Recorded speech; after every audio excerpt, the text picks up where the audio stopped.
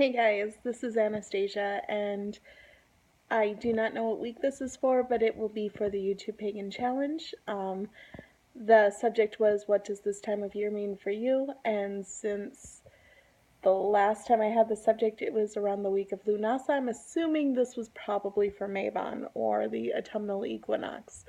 So that's what I'll be talking about. For me, the autumnal equinox, or Mabon, when I first started really working with it and celebrating it or acknowledging it, it was all about balance. It was truly about appreciating both the light and the day. Really focusing during the daytime on what day really meant. It connects to the sun. It really connects to the physical realm that we live in, our mundane lives, if you wish, day in, day out, and just really being grateful and honoring of all that is and all that means. And then when the night comes, really focusing on what that is. And for me, the night really does symbolize the spiritual paths and spiritual lives that we all have within ourselves, and really going internal with that. I think a lot of times things are broken up for me with sun and moon. The sun is really about the physical realm. It's really about the here, the now, about this life experience. What I need to get by day to day, what I need to do in my day to day to provide, not only for myself, but for my family, for my friends, for my loved ones, in this physical realm, in the here and now, in this life experience. Night, for me, is very representative of my own journey, my own personal space and path, and really my connection with not only this life experience, but with this spiritual experience. My connection to my gods, my goddesses, my spirit guides, ancestors, elements, the Fae, all of it comes through when that sun sets, because when that sun sets and things get darker, that's the time we kind of slow down. That's the time we kind of have that moment for reflection. The moon has always been representative to me and to many people of that spiritual path. The god aids us in our physical journey, and the goddess nourishes and cultivates our spiritual journey. And so that balance is really what I focus on. And up until a couple of years ago, I didn't really feed into the witches' Thanksgiving, which is another thing Mabon is really known for. It's the witches' Thanksgiving. And I never really paid attention to that. And then I think it was the year before last, or perhaps it was last, and it's just seems like it's longer. It really hit me over the head that everything I would do to honor the day, to honor the night, and really just sit in the day and focus on that and be grateful for that, and then go out and sit in the night and be, witness to what that brings and be grateful for that. I was already being thankful and showing that gratitude and honor. And I think a lot of times, for me at least, when I honor the Kernunos or hell or what have you, when I'm honoring them, I am giving thanks to them. I am being grateful for them. But for some reason, it never clicked that that's really what I was doing. I was already having that Thanksgiving of sorts. to both the light and the dark in our lives. And it didn't hit me until very late in my practice that that's what I was doing. So now it does resonate for me far more as my, you know, true Thanksgiving in a way, because the actual Thanksgiving in America, you know, there's all sorts of political and societal issues that I take with it. Um, it's always been about family and friends. It's always been about gathering with family, gathering with friends, and enjoying a meal and being thankful for them and being thankful for our time together. Um, I've never, I know some people that do a reading of some such thing about the first Thanksgiving, and I truly struggle with that. But to take a day to give honor and thanks to my family and my friends for being there, and just really enjoying company around a big table and eating food, I'm about that. That I can get behind. And so I really enjoyed that Mabon, or the autumnal equinox, became that for me, because now I'm able to have my time of self-reflection of the day and the night, of the physical and the spiritual, of the god and the goddess. But I'm able to take a step further and celebrate it and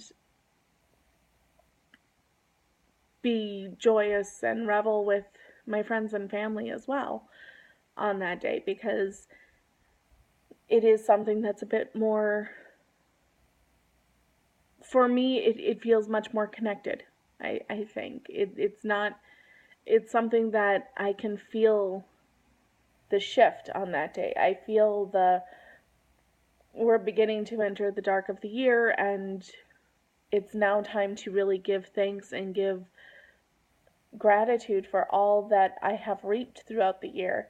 And part of that are the relationships and friendships that I've cultivated and nourished, and have cultivated and nourished me. And I just think it's a wonderful way, a wonderful way of reflecting that. This year, um, I had to go to work, and I came home, and I ended up not making, but getting from Kowalski's, love Kowalski's, um, like a rotisserie chicken and some mashed potatoes and gravy and some maple glazed carrots, and just real kind of traditional Thanksgiving food. Um, and I ended up doing a bit of a tarot reading and just kind of sitting and meditating and focusing. And then later on at night, um, I had a Mabon picnic of sorts out in the night on the balcony of the apartment at nighttime. Um, and it was wonderful. It really was great. It was just wonderful to be out in the dark and out in the night, and no one else is awake, no one else is around. I had some votive candles out there, um, but just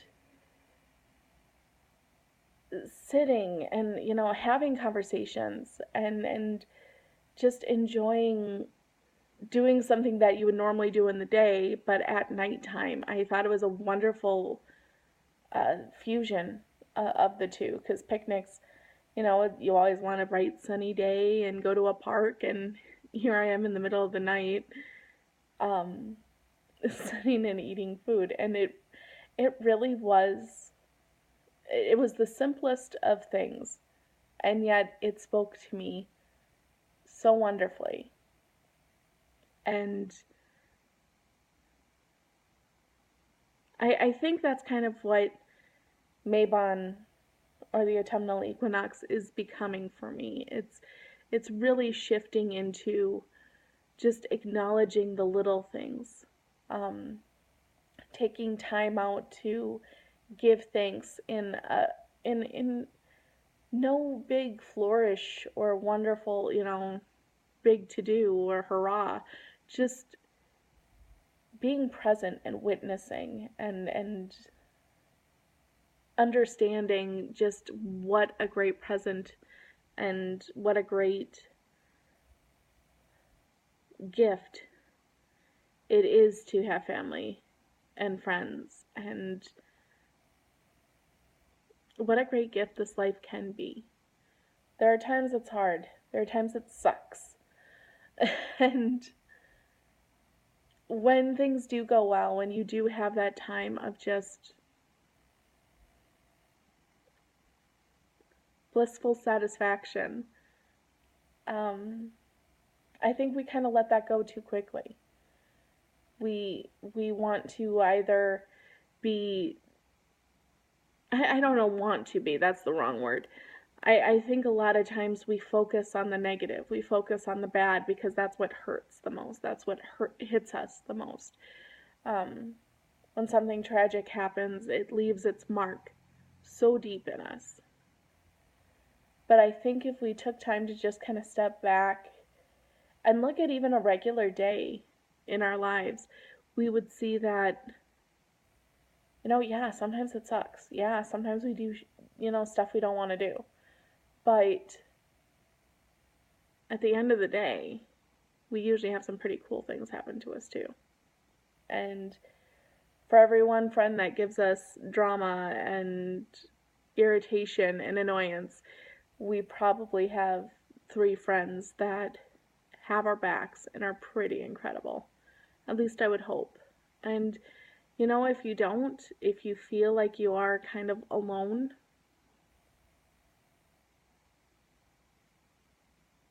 maybe just look within. Meditate. See if you do actually have friends that maybe you're just not acknowledging or not realizing are there for you. Or maybe you're not putting yourself out there too. I can speak from experience. I suck at going out and meeting people so hardcore. I do. I shrivel up. I get so nervous. I'm going to say the wrong thing, do the wrong thing, and make an ass out of myself. So I don't do shit. Excuse the language, but I don't. I sit at home and watch, Eureka on TV because that's the TV show of the month apparently for me. Um, I hole up and make candles, and I love it. I absolutely adore it, but sometimes we do have to push ourselves beyond our comfort zone. Sometimes we do have to get out and meet new people and establish new relationships and friendships. And, maybe Mabon gives us that time to call to action, that last bit of harvest, because it is the second harvest festival. We've got till Samhain to kind of finish things up and get things tied away for this year. And if when Mabon comes, you're sitting there and going, I really don't have any friends or family to share this with, maybe it's time for you to look within and see what you can strengthen or go out on a limb with and take that chance. It's terrifying, but now's the time. Everything's in balance. You've got everything you need before you to reap this harvest. The question is, are you going to acknowledge that and take that step? And now that I've rambled a really long time, I will end it there. So blessed be as always. Bye, guys.